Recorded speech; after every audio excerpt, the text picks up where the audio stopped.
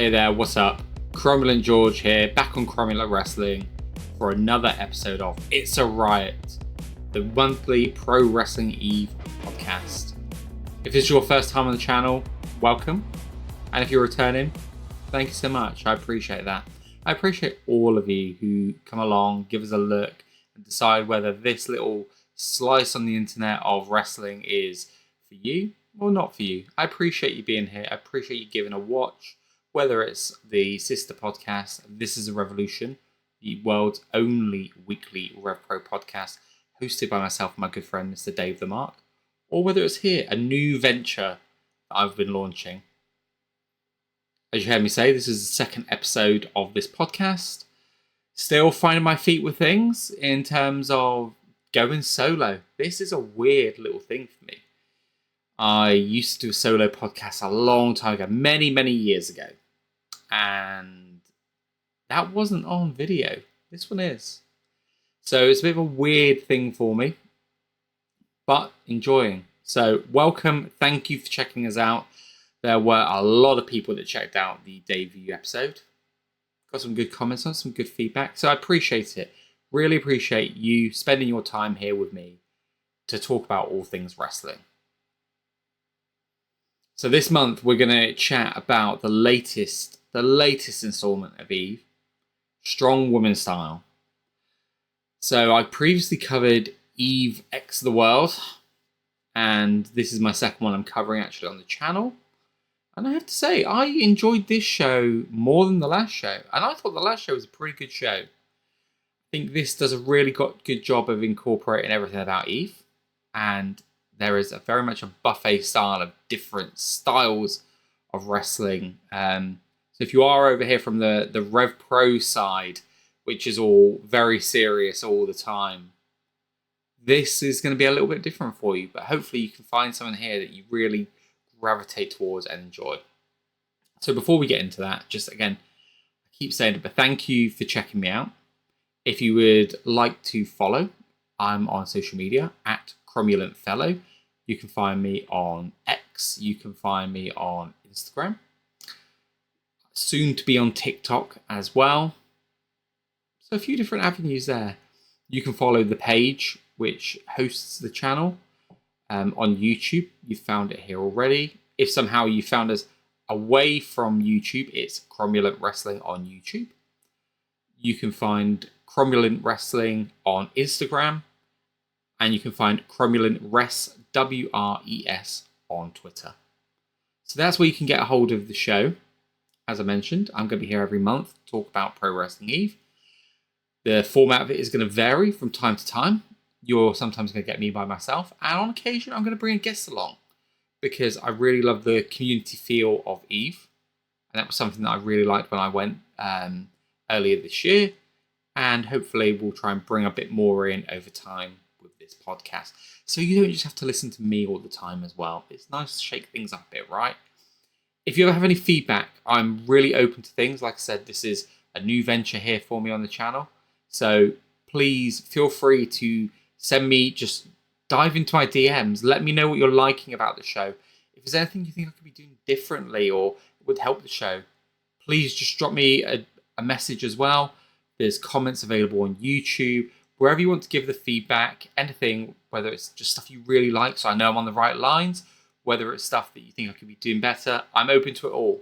I want this show to be the best version of what we can have here on the channel. So I would ask, if you do like, please consider liking the channel on YouTube.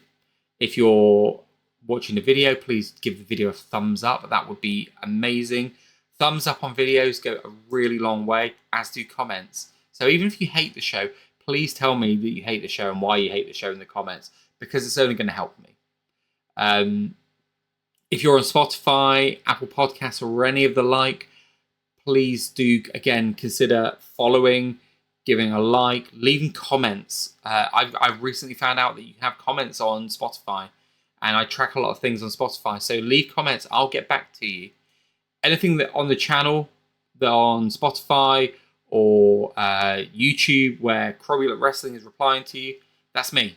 That'll be me doing that. So I don't have anyone who helps do all of that. It all comes directly from me, and it means I get to see all the feedback. So thank you to everyone. If you really, really like us that much, I would love it if you could go and follow both me on all the social media mentioned. I would love it if you would follow the page for the actual channel, Cromulent Wrestling, on all of the different places as well. Like I said, we're going to be coming out onto TikTok soon as well, and just trying to really just add some more good, fun content out there. If you know anything about The Simpsons, that is where the name Cromulent comes from. It means perfectly fine, and that's what we're trying to do here on the channel. We're not trying to be world beaters in anything. And some of you might go, yeah, it shows. And hey, fine, fair.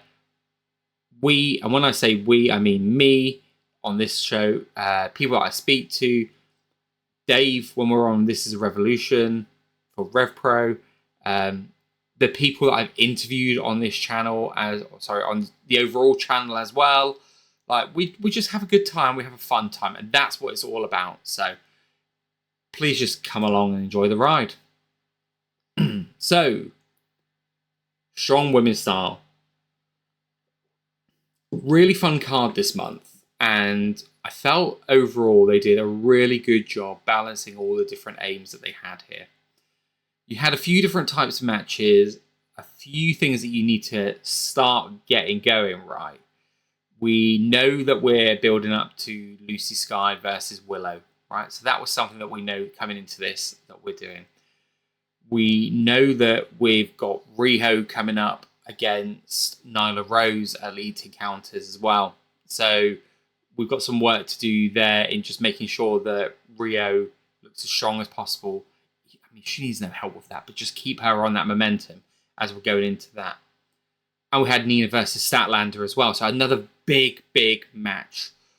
But I felt that with this show, there was a few things that we needed to get right. And that was people who were making their returns or debuts after a long time away or never been there.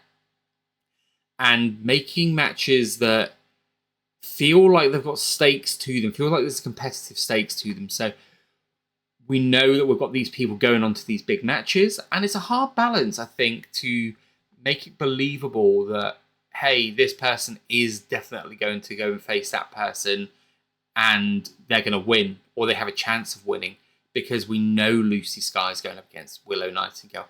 We know Rio's going up against Nyla Rose. So there's things that you have to kind of overcome here and really be able to get the crowd invested and have that sense of jeopardy. That's what we want. We want jeopardy when we're watching wrestling.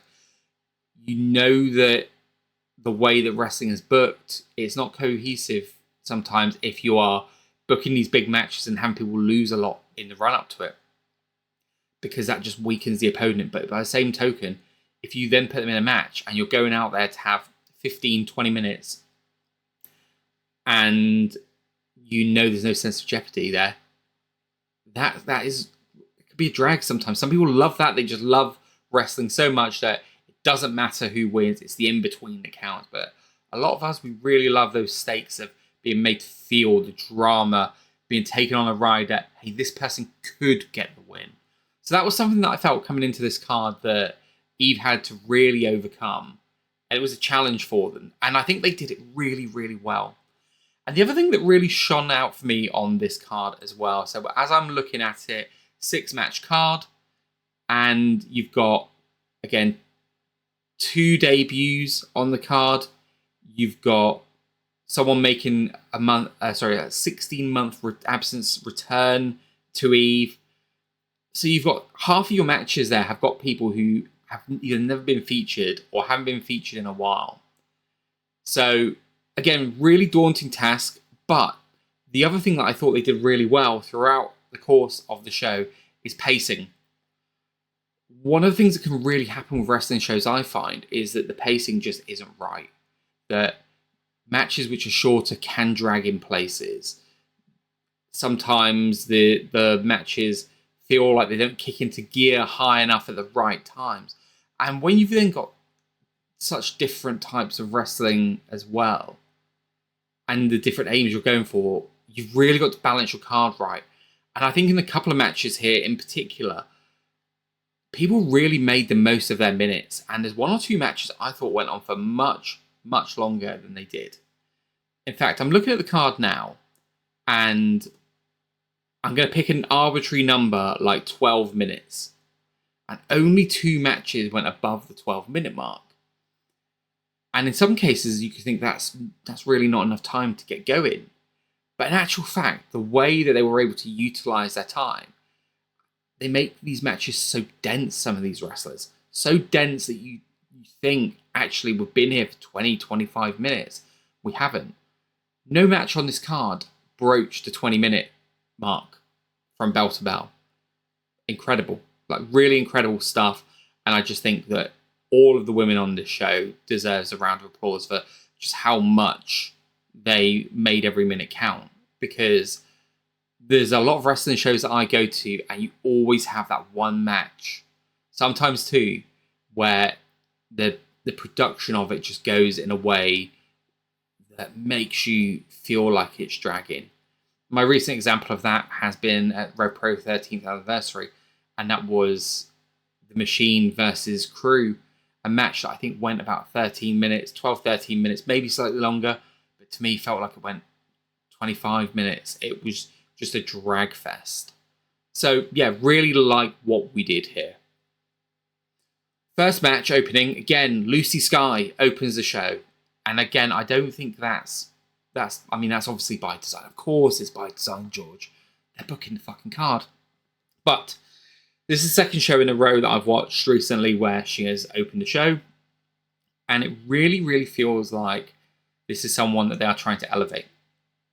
And I mentioned last time, when it comes to wrestling in the UK, there are names that I'm familiar with north of the Watford Gap. Let's go with that, right? There are names that I'm familiar with, and there are names that I'm not. And it's usually the more northern names that don't make it down south past London that I'm not really aware of. And Lucy was one of those people for me. Chantal Jordan is someone that I'm aware of. Been in Rev Pro. I've seen her at some smaller shows as well. I've really liked Chantal and getting to see her progression. So seeing her pop up in Eve was really nice, because she's someone that I feel deserves that next step into being a bit more of a regular for these bigger promotions. I know she was there with Rev Pro for a while, and then I believe she might have got injured or was ill earlier this year, and I've not seen her back since then. Amira ended up taking her spot in the match against Alex Windsor in Southampton. So seeing Chantal get an opportunity here again, that was nice. That was really nice, because she deserves the world. She's so good. So Skye comes out first, of course, and I really, really like. I think I can't remember if I did say it last time or not, but the best way I can describe Skye is there are some wrestlers that just have a face that just make you want to see them get a slap, right? I refer to it as the Sammy Guevara paradox, where he is just a man whose face is not conducive to being a babyface, right? He's just got that face that you just want to bang. And Lucy knows how to get a reaction with her face alone. She has a stare that absolutely drips with disdain. And if you look at her and still can't work out for that, up come the fingers to just let you know. And any doubt, and with the subtlety of a fucking rhino running through a shop, she lets you know in that crowd exactly how she feels about everyone. So, love that. I found it interesting that we're both wearing matching gear. It was really fun little twist there. So the match itself started off really hot. There was Chantal just got straight on it. Nice dive to the outside, and her striking game is just where she really excels.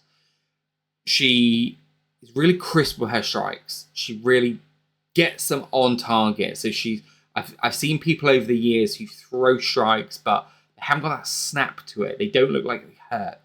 And that's what we want, right? With wrestling, we want to believe. We want to make it feel like, oh, why? Like, I wouldn't want to be on the end of that. And she was just laying them in, absolutely laying in, a really high level of execution on those strikes.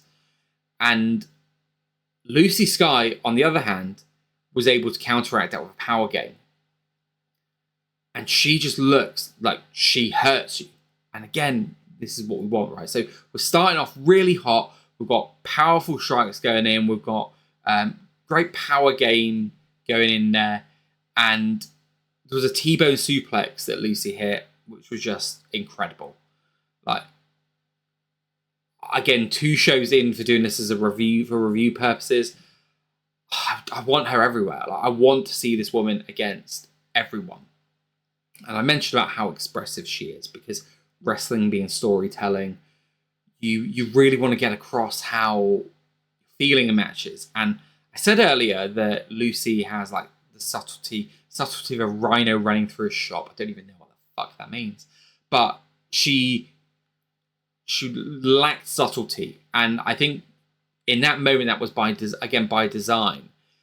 She is so expressive, but what she does perfectly is she knows how to stay on the right line of pantomime. And what I mean by that is some people I've seen in wrestling, do devolve into that pantomime villain of really over the top, really overacting, and really playing the big moments to a level that borders like, okay, now it just feels a bit silly. She knows how to stay on the right side of that line. So I really like that. And she was also playing up to be an absolute shithouse. So when she had Chantal on the ropes, she was getting counted for a DQ, and she was counting along with the ref as well. Perfect. Lucy was then escalating the violence from there. But what was, again, really good is it was escalation in a way that didn't just nullify Chantal and steamroll over her. It was done in a way that still allowed Chantal to get her offense in. She was getting some strikes in there. And what I really loved is there was moments where she was then becoming the underdog babyface who, at the start of the match, she was Lucy's equal, but the power game really wore her out. And she was almost looking for that winning knockout strike. And they did such a good job of making you believe that if she connects with something, she could get the shock win. And that's where the jeopardy came into it for me. As we're going on throughout, there was some great strikes. There was some great German suplexes. They had the... Lucy was on her knees, selling the kicks to the chest from Chantal, that in a way that just through the look on her face alone, you could feel the pain that she was going through. You could feel the impact of the kicks. You didn't want to be in the position she was in right there. There was a great sit-out Michinoku drive that Lucy hit. And at one point, it looked like she had a bit of a crisis in confidence of not being able to pick up the win at that point. So that ended up, throughout, what was going on really nicely as well was Chantal was getting the crowd really behind her. That's where the crisis of confidence played in for Lucy, because the crowd, the momentum was building for Chantal. And Lucy was maybe thinking, can I get this one over the line? So again, at the end of the match, the way we ended this, frog splash from Lucy Skye. She's got a great frog splash, you know. Like, that is a move that has been done to death over the years and just executed perfectly. And the crowd just booed. Like, they were against her. And, like, really playing up to it. It was great all round. I felt that Chantal looked absolutely fantastic coming out of this. And she came out looking really strong in defeat. She looked like, again, even though she lost and the power game was too much, the experience of Lucy was too much for her.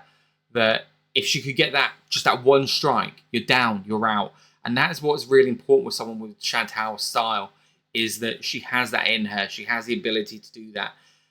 I really hope that she gets brought back to Eve sometime soon, because she's a fantastic addition to any roster. I think she's like 22, 23 years old, so she's still young, still a lot of time to develop on where she is. I thought she was great. Loved it.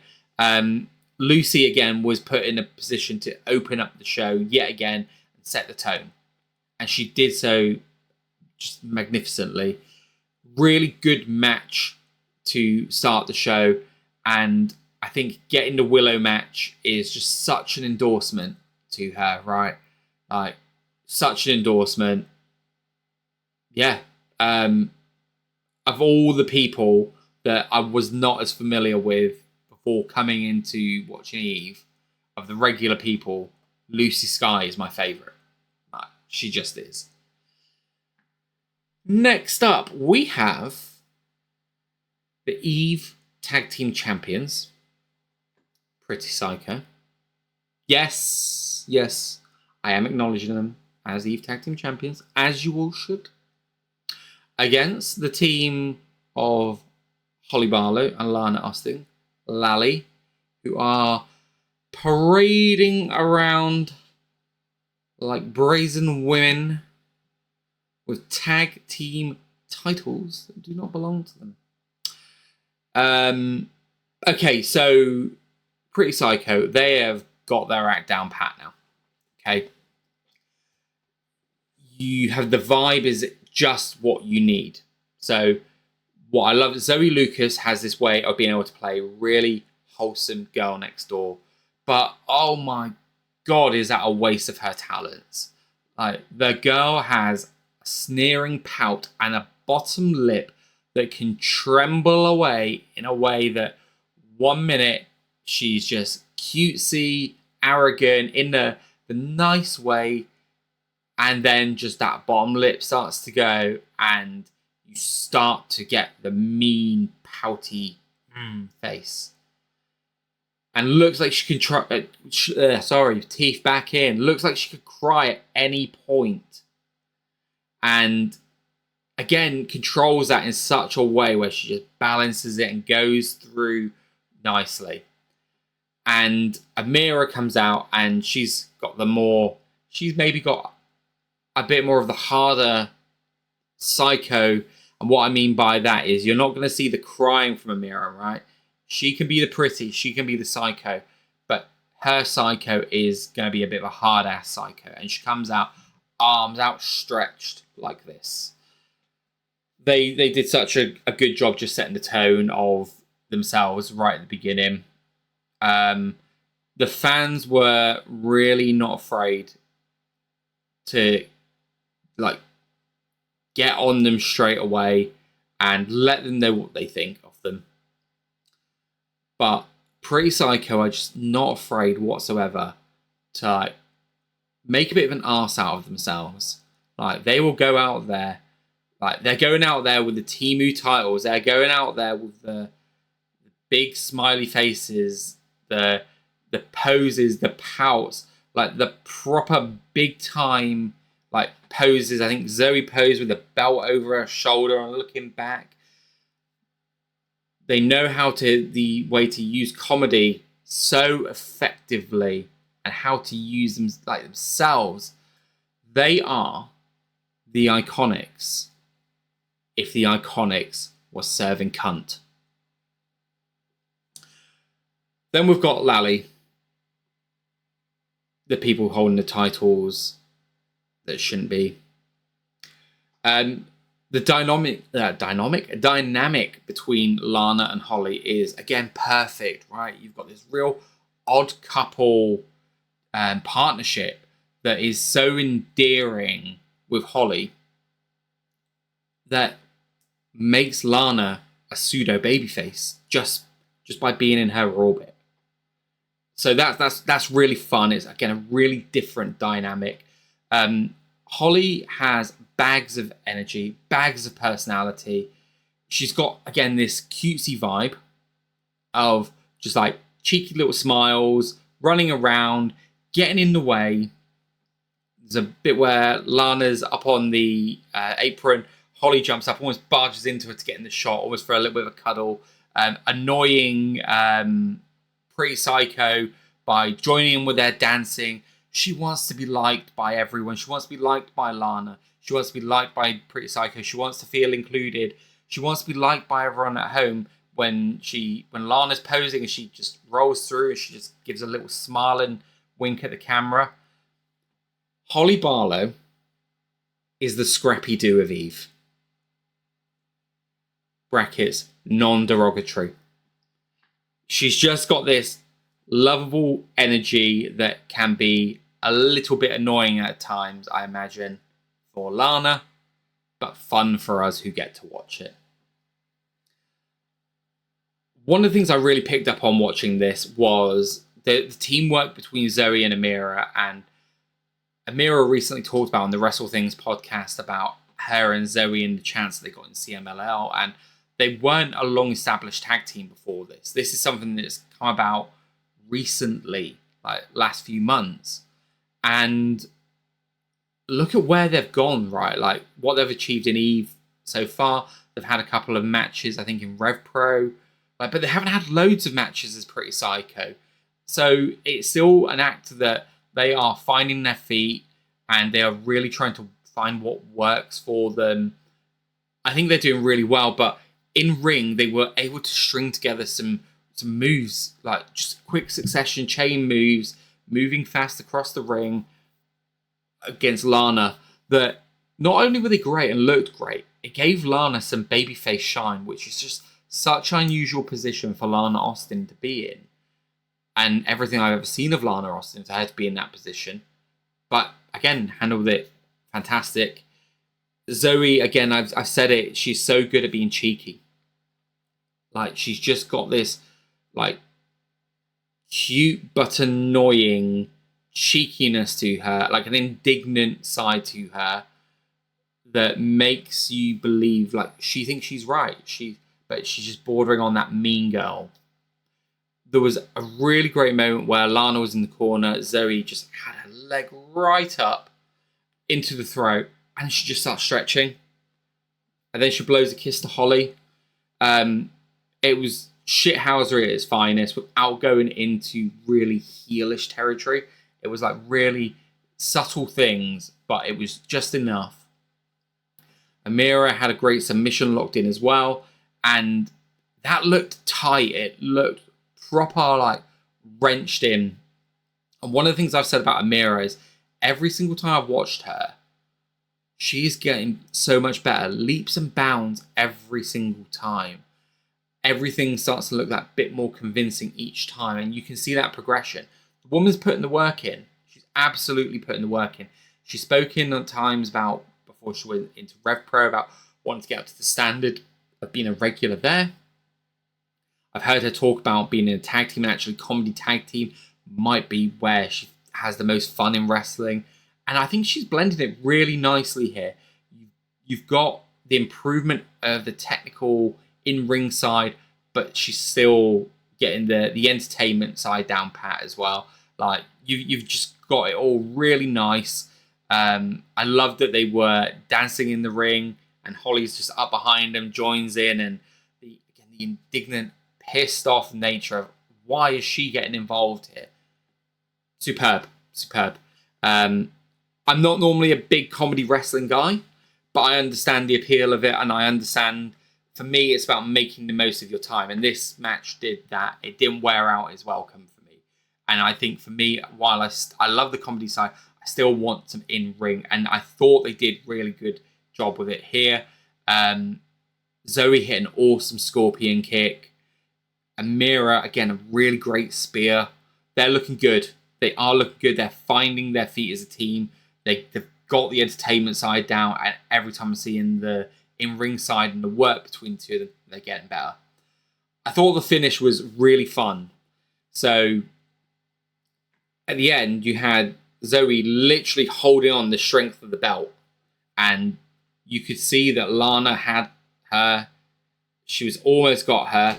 And then Hollie, again, she knows what's going on. She runs up, dives onto the belt. The belt comes out of Zoe's hand. Zoe gets a roll up. And this shows the performance skills of Hollie Barlow and where she excels.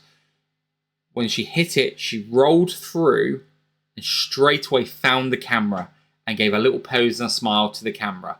So she's looking for where she can get the most impact, making the most of her minutes.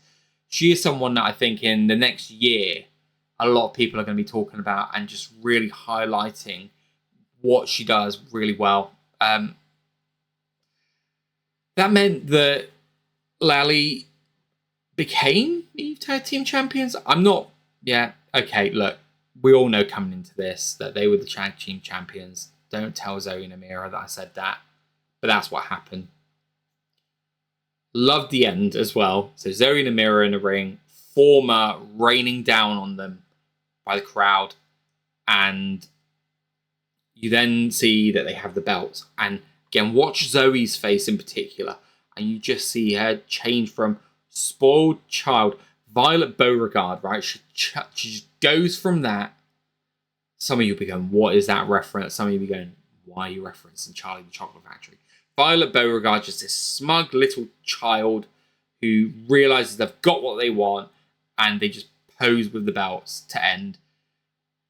And then on the way out, Zoe kicked the bottom rope and ended up hopping out as well. Lovely little end. They all did such a great job. This match was 7 minutes long. And like I said, for me, as someone who enjoys comedy wrestling but doesn't want it to wear out as welcome, this for me was absolutely perfect. Anita Vaughan, all violence, Anita Vaughan versus Safire Reed. This one felt massive. Both of these women have aura. Okay, and that's such an overused term, I know. But they do. They have so much aura. I'm so not used to Safire because I see Safire so much more on Rev Pro over the year. So used to that look that she has, where she's in the red and black. She doesn't have the contacts. She doesn't have the jacket. None of that. She doesn't have the radioactive music. Like, I'm so used to not seeing her dressed like this. But she just has so much aura about her.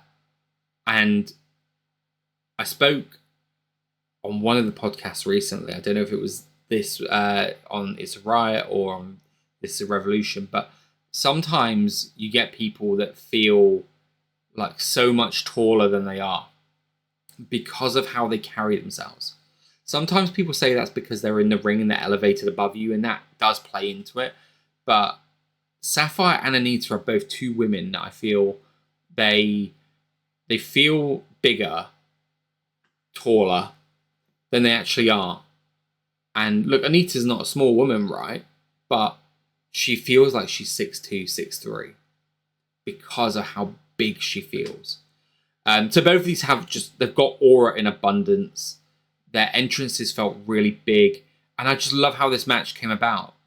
It was just two women that feel like they should be number one contender to the title, right? They want up next. So what better thing to do than say, okay, well, to even be in with contention of that, you need to have this match. Like, it speaks volumes of the depth of a company that are able to put two of their bigger stars in the match, who feel important, who feel a big deal, who are on a wave of momentum that you almost go, both deserve to win. Like, I can't see who can lose here. And not that who can lose because something bad comes out of it, but just because there's so much momentum going behind them. My Rev Pro version I had of that was Jay Joshua and Colin Mills versus Young Guns earlier this year. Both teams felt like they were riding such a wave of momentum that the fact that someone was going to lose just didn't feel fathomable. And that's what this felt like coming into it. Like, who was going to lose? Big time entrances, big time fight feel. And my God, did these women get snug with what they were doing. Saf got a good headlock on, and there was just some massive strikes from AV. And throughout the match, that was really what it was. It felt like an exhibition match of two women that just wanted to go out and prove that they were the best at what they did and why they deserved to be that #1 contender. At one point, the violence escalated in a way that Saf actually looked like she got hurt. And I don't know if she was, but it certainly looked like she might have been hurt. And certainly Dan played to that on commentary. And look, sometimes commentary play these things up. Sometimes the wrestlers are good sellers. But when you do start to get that snug, I wouldn't be surprised if there was a little bit of a bump there that looked like it hurt. But if anything, that seemed to just escalate what happened. And it got more violent. AV had this amazing backbreaker that chained into a suplex.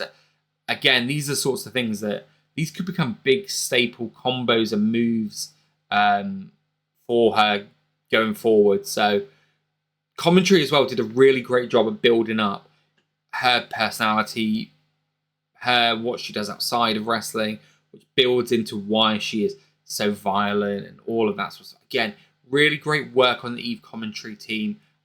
Jetta is incredible.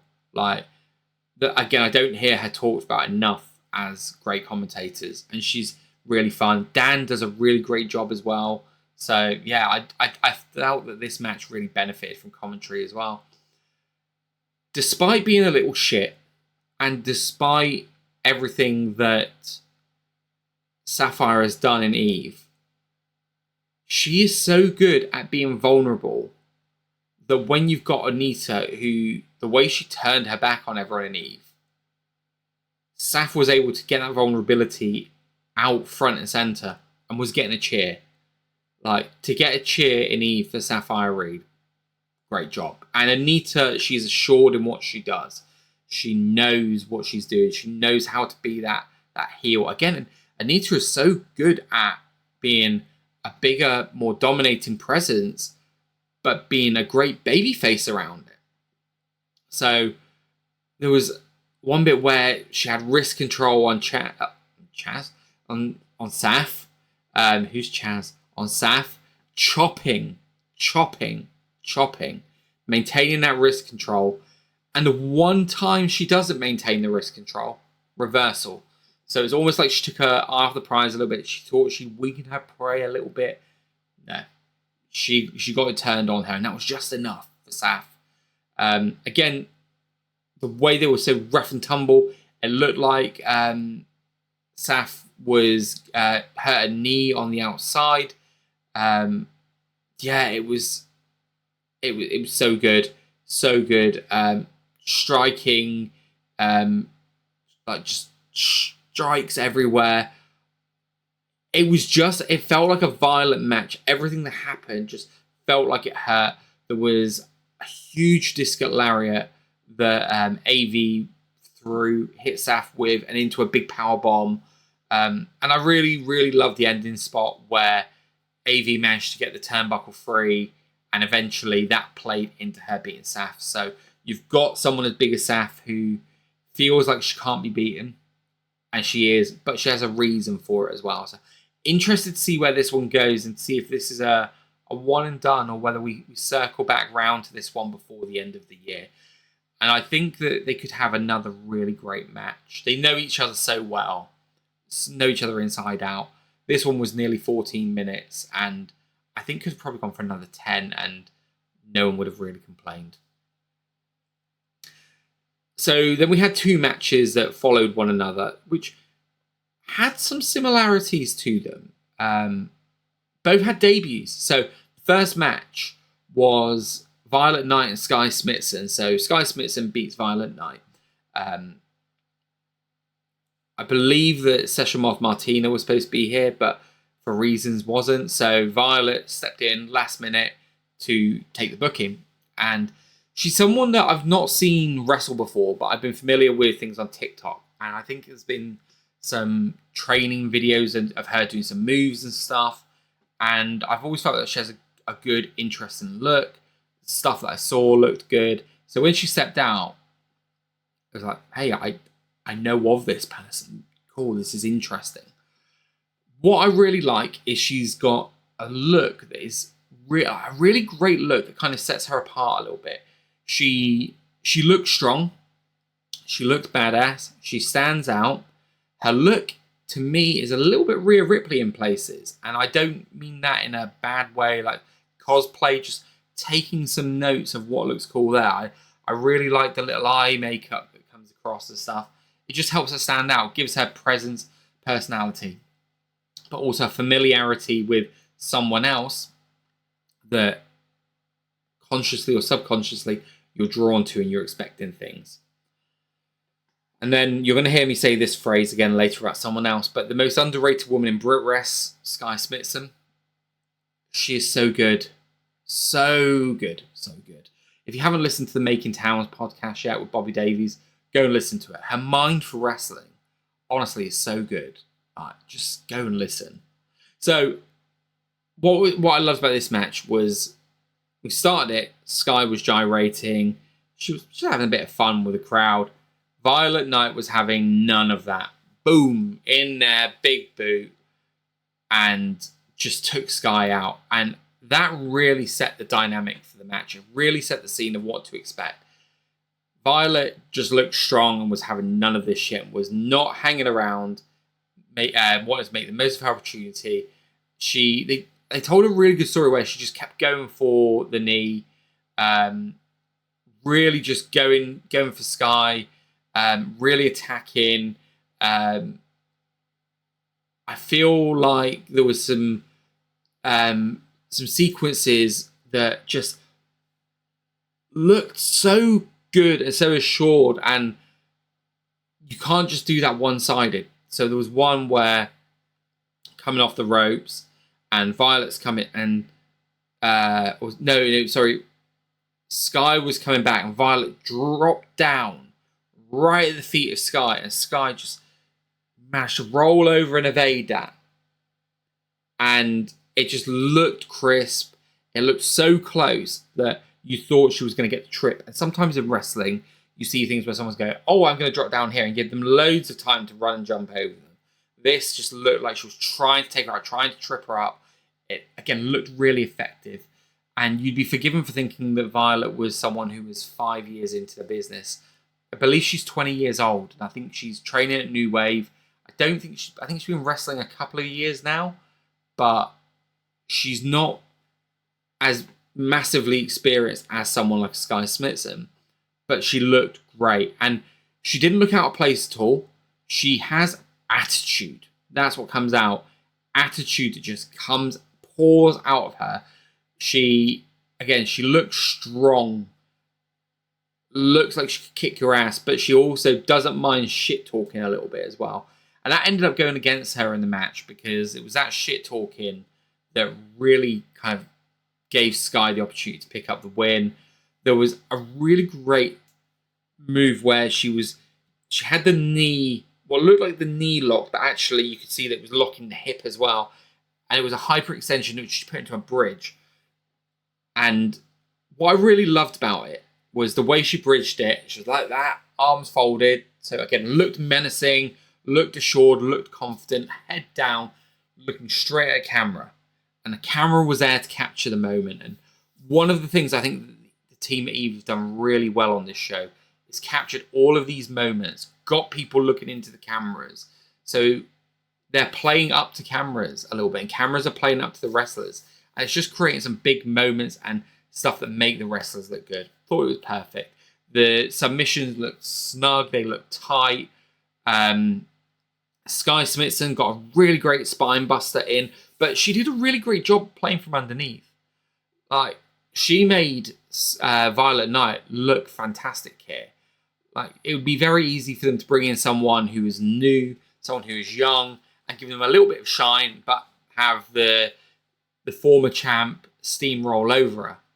They didn't. They actually went a little bit of an opposite route here, and they actually made Skye be the underdog here as the match went on. But as the match went through, her veteran experience managed to overcome. And not in a way that she looked weak either. Come out of this, Violet looked strong. People are going to want to see her again. And Skye picked up the win. So, great use of 8 minutes. Like, perfect. Great match. Speaking of great matches and people that I've never seen before, Melissa Fierce. Again, not a name that I'm aware of. Up against Rhio.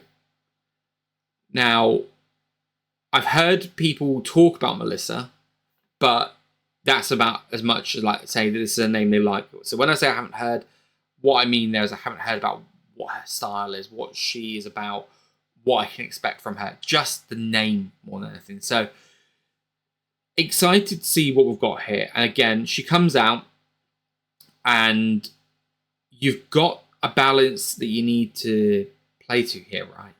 You've got to get a scenario across where you're not having someone just lose and get steamrolled over. And I feel like I've said that a lot tonight, but it's been important because you've got 3 matches where that could be the case. You've got to make them all seem like they've got jeopardy to them. And again, all 3 of them at times did feel like that. But you've also got to make the person going in look strong. And of all of them, now Rhio doesn't need help to look strong, but again, you're only as strong as your booking is, right? And they've got to get the balance right with wanting the debut to look good or not wanting to take away from the number 1 contender. And they did that straight up with Rhio. She is pissed off. And when I say cocky, some people might say arrogant. Others might say confident. Just this confidence that people might mistake for cockiness coming from Rhio. She asserted her dominance straight away, and you could see her just point around, go, my ring. And then straight away puts Melissa back down. And then she gets right back up and gets in Rio's face. So we're setting the tone that, hey, this might be your ring, but I'm not going to just come here and let you walk all over me. Nice. We like that. Bit of northern grit. There was a great sequence. Again, getting to show some athleticism from Melissa. A leapfrog back into a drop down, into a back elbow, then followed up with a Hurricane Rana. Got the crowd going. You could hear the rise in the crowd. Very athletic woman. And one of the things that I think can be really underrated at times and go a bit unnoticed, especially on the British scene, is good selling. And sometimes people can get caught up in the moment of seeing all these interesting big things happen in front of them. They sometimes forget the selling. And an example of that I'll give from the last Rag Pro show I went to. There was a moment where Nino Bryant took a really disgusting powerbomb on the outside. There was a thud. And he was down a minute, right? It hurt. And then he was straight back up into moves. And you're like, hey, if you take this much of a bump, like, you should be selling it. Like, you shouldn't be just getting up to it. It's not an adrenaline moment where you hit it and it's like body straight up and into it. You need to take that moment. There was a moment here where they were brawling on the outside. There was lots going on. And Rhio dumped her on the steps. So her back goes across the steps. So they've got that issue now where her back has been damaged. They need to do something. So they're in the ring. They start fighting. And then there was a moment where Melissa was over this side of the ring. She kind of does a roll through as if she's going to spring up from the roll, turn around and go for an attack. As she does the roll through, she kind of starts getting up and just drops down for a couple of seconds. And it was just that selling of the back that as she goes through, there's the back a little bit more, like the pain in the back. Needed the moment. It was really subtle. It was really like a slow moment. You'd be forgiven if you weren't paying as close attention to the match. You go, why did she just stop? Like, what's that all about? And some people might go, well, that's a bit off. But she was selling that back and she wasn't doing it in a big, over the top, like, oh, my back kind of way. It was just a bit, oh, I've just done this. I've just jarred my back a little bit. No, carry on selling that. Thought that was really great. And that was something that we need to see a bit more in wrestling. Throughout the match, Rhio, she looked in control and badass. She threw Melissa into the corner so hard that Rhio dropped down from the throw. Melissa hit and dropped down. And again, the camera was on there and Melissa just timed her fall, her head next to Rhio. Rhio was just shit talking her. Camera caught it. Yeah, that production team, so good. So good with the knowing where to be. And look, I don't know how much of this was planned out, that they were going to do these and getting these spots ready for it. But I've been to a lot of Brit Wres shows and watched a lot of Brit Wres shows back, and it felt like Eve were actually on the money with how many times they captured all of this. So really great stuff. Rhio hit a package power driver, which it was mint. It was so good. Like, just bang. Looked effective. I've seen that move used a lot of times. Doesn't look that effective because it just doesn't look like it's got the power behind it. This did. It was, yeah, great. A really great debut. I think this was overall, in terms of from an in-ring perspective, probably my second favorite match of the night. And there were some competitors on this as well. Like, we're talking about a couple of different matches here that could have very easily been in my match of the night if we were going for it. The main event, which we're going to talk about in a moment, is my match of the night. But I'm just looking at my ratings for the show. I mean, I think overall, the show for me came out on about 3.5 stars out of 5. And this match itself actually came out at 3.5 stars, which for me is a very good match. Very good. Which is, exactly where I felt this one was. It was a great debut in Eve for Melissa Fierce. I'd like to see her back. I'd like to see what she can do against other women as well. I'd like to see what she could do against Safire Reed or Anita Vaughan. Violet Nyte, I'd love to see what she could do against Lucy Skye. I'd love to see how she would pair with someone like Hollie Barlow. Like, I'm already starting to see pairings that I'd like to see here in Eve. So we moved on to the main event. Eve International title match, Kris Statlander versus Nina Samuels. This had such a big fight feel to it. And again, the production, what I really like is the way the production just stands and kind of watches the wrestlers before they come through the curtains, right? That just gives that big time air to it. Like, you're not seeing them just walk through.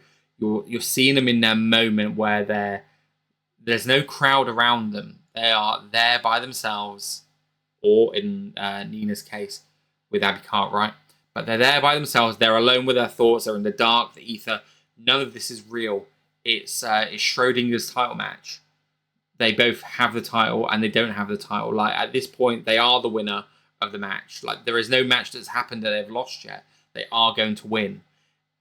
And then they go out there and it all becomes a bit real. This is happening, right? So I loved the presentation of both women. I loved how huge this felt. Asuka lifted the belt up. It felt like a big-time prize fight match. The crowd were, unsurprisingly, very much on the side of Kris Statlander. I think pretty much anyone could have stood there opposite Nina Samuels. I don't think anyone is going to get Nina Samuels cheered over them. Right? She just draws the ire of people that much. And in a lot of ways for me, if Adam Page is your main character in AEW, Nina Samuels is your main character in Eve. Like, it is the Nina Samuels show for a reason. With the year that she's had, she has been the main character this year. And just culminating with this match. Well-deserved moment. Absolutely. Started really nicely with Nina just paintbrushing Stat, who eventually has enough. They're both similar heights, they're both similar builds, but Stat is always felt like she's this big behemoth of a woman, right? So she's always had that feeling of strength. Like I said about Anita, she feels like she's 6'2", 6'3", because she has that big presence about her, that big look about her. She just decided when she'd had enough of Nina paintbrushing her that, again, she was going to turn her over. She got her down, got that wrist control, and she's just not allowing Nina out. And what it took, Nina tried everything to get out of that. And it took for her to grab the hair. And again, they've referenced the amount of time both been professionals for as well. So long-time professionals. Nina had to resort to underhanded tactics, and that's when she got on top. That's it. So again, typical Nina, always cheating. One of the things I will say about Nina Samuels, and look, I imagine that the long time Eve audience who have seen a plethora of different matches, probably the ones who aren't going to be in this camp, but you could be forgiven at times that there would be people who thought that Nina relied. She was more of a performance worker, an entertainment skills worker. That I've been at shows where she's so good at doing that she's not had to get too much in the dirt, in the weeds with the actual like real technical wrestling. That sometimes you go, well, this is where she is, and I liken that to an MJF where they're so good at character work that you underestimate how good they are in ring. And I think she did a great job. For anyone who knows of Nina Samuels and knows the personality, they did a really great job in this match of showing you the worker she is, how safe she is, how crisp she is, how she just gets everything right all the time. Like, she's so good. And yeah, I've been guilty of it for underestimating her sort of into probably the beginning of last year was when I really started taking note of how good Nina Samuels actually is. And I think as well, the fact that she wrestles everywhere. Like, I've seen her in some really low-level promotions. I mean, low-level in terms of, like, compared to Eves and Rev Pros for your bigger crowds. Low-level being your family touring shit, like Yucca Powers and stuff like that you're not going to because you're going there looking for really quality wrestling. You're going there because you're just looking forward. Like, the kids are going there to see something similar to what they see on TV and having a bit of fun. But the fact that she goes there and she works with all these people, that is going to pay such dividends to have someone like her, like on the holiday camps and stuff like that. Yeah, really, really great. Love Nina Samuels. We then saw like a very obvious escalation of violence and intensity when there was a lot of showboating on both sides. Like, Stat was going across either side of the ring, trying to get people involved. And really what ended up happening was Stat got that pissed off. She grabbed Nina by the ponytail and yanked her over. Like, again, that looks violent. And they brawled around the ring. They were involved in everything. I love the spirit of Eve as well, that there are no countouts. And it allows for things to be done on the outside that make sense. You can have a bit more fun with it and not having to worry about that, oh, well, should they be in now? Like, getting in someone for the sake of it. It's just, yeah, it's a cool little addition that nowhere else really does. I like that. Doing all this on the outside, eventually Abby Cartwright hits Stat and allows Nina to get back on control. The crowd really gets heavily into the fuck you, Abby, fuck you, Nina. And Nina, being Nina, all she hears is Nina. She doesn't hear the fuck you, she just hears Nina. And she soaks in the adoration from the fans. There was a great Manami Toyota-esque drop kick where you've got Stat in the ropes and Nina just runs and boom, up. The arc she creates as she lands that drop kick in. Beautiful. And like I said, I loved how throughout the match they've been talking up how much of a physical equal she is to Statlander. That they talk about how Statlander can draw on strength quite a lot. And in actual fact, that most women she can overpower, but she can't overpower Nina Samuels. And I just thought it was a really interesting to put that into canon that Nina is strong. She's not someone that can be just easily overpowered. Obviously, Stat is more the power wrestler. You've got Nina who was able to draw a bit more speed and athleticism. And so you had where they were very similar, but you had the little avenues they excelled at as well. I thought the chemistry was really great. They were so good together. It looked like these two have been wrestling like for so long, and like they've worked with each other week in, week out. Like they just seem to know each other really well. There was a great slingshot into the corner, and I talked earlier about pantomime and where like you've got to border correctly, and this is going to sound like I'm talking pantomime. It's not, but the best way I can describe Nina's face as she smacked the top was, you know, when you see in Looney Tunes where like the eyes are rolling around and you've got stars going around her head and stuff like that. That's what Nina was giving with her face. She was just communicating to me as a viewer that I am fucking dead from this. What have I got to come back from? Like, yeah, perfect. Again, she is someone that utilizes her facial expressions very, very well and communicates very well with how she is at all times in the ring. There was a great Liger bomb from Nina. Again, just devastating. We had Abby getting involved again.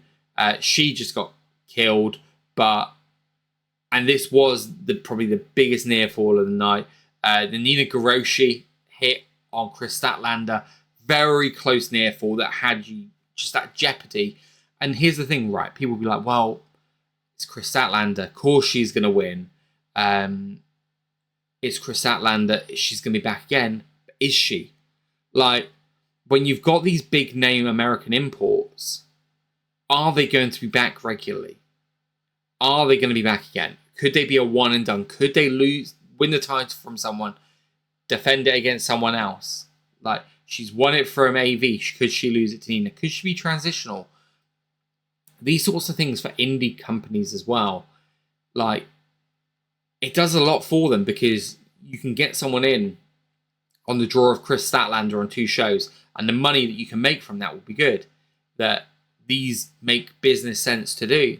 So it's not like a TV wrestling where you go, well, no, they're employed by this company. They're definitely gonna keep the title. That's not always going to be the case with these companies. That's why it makes these matches must see. So we get that really close near fall. I love how that played into the finish, because you could see on Nina's face, she knew how close she was. She knew how close she was to getting back to the international championship. So desperation came. She pulled Sat over, went for the moonsault, and throughout the match, throughout all the violence, been playing up this shoulder injury that Nina was carrying. That they kept targeting throughout the night. Sat got an arm bar in, just wrenched her back. And yeah, Nina she had to tap. She was done. She knew where she was caught. She knew she had to tap. Saved herself for another day. And hey, that was that was a great match. A really, really great match. My favorite match of the night. Great is what I can say. I would say to anyone to go and watch this match. If you haven't got access to Eve, just sign up for a month just for this match. Like this show overall had a lot of good stuff on it. There are some faces here that you're going to be seeing a lot of in the future throughout the Brit Rest scene. I'm sure of it. There was the big hitters here having great matches. So yeah, I think overall I thought this was a very good show. It ended with a really nice way as well. A little bit of a hook, right? So we know we've got a couple of shows coming up. We know we've got Global Women's Strike coming up. Tickets still available for that. We know in November we've got Elite Encounters. We've got Willow Nightingale versus Lucy Skye. We've got Rhio versus Nyla Rose. We've got Kris Statlander coming back. We don't know who against yet, but we know we've got her coming back. So we've got some big names coming back for those. But Dan left a really good question at the end of the show. As Nina was having a meltdown, what is left for Nina Samuels and Eve? It's an interesting story hook, an interesting story beat. I really can't wait to see how it plays out. I'm also really enjoying and seeing the relationship that AEW seem to have at the moment with Eve for the wrestlers. it goes a long way with people like Rhio and people like Nina, people like Lucy, because we're seeing the same with Rev Pro, right? Kanji's versus Mercedes Moné. People might not be familiar with the scene, and they might not have much of an understanding of what the women in the Brit Rest scene are about, what they're like. They might have heard things and go, okay, I've made my opinion on this.